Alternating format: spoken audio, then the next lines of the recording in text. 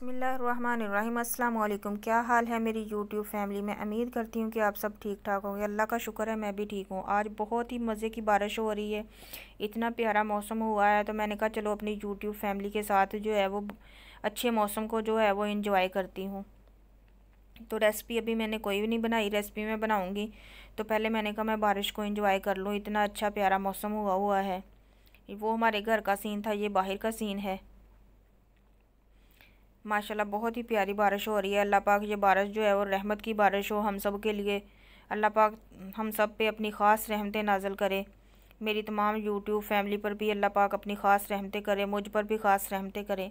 अल्लाह पाक हमें हलाल रिज़्क़ खाने और हलाल रिज़्क़ कमाने की तौफ़ीक अता करे, और तमाम बीमारों को अल्लाह पाक सेहत और तंदुरुस्ती वाली लंबी ज़िंदगी दे। तो अल्लाह पाक का हर हाल में शुक्र अदा करना चाहिए। इतनी गर्मी में अल्लाह पाक ने इतनी प्यारी बारिश जो है वो हमें नवाजा है बारिश से, तो शुक्र अदा करना चाहिए। अल्लाह हाफिज़।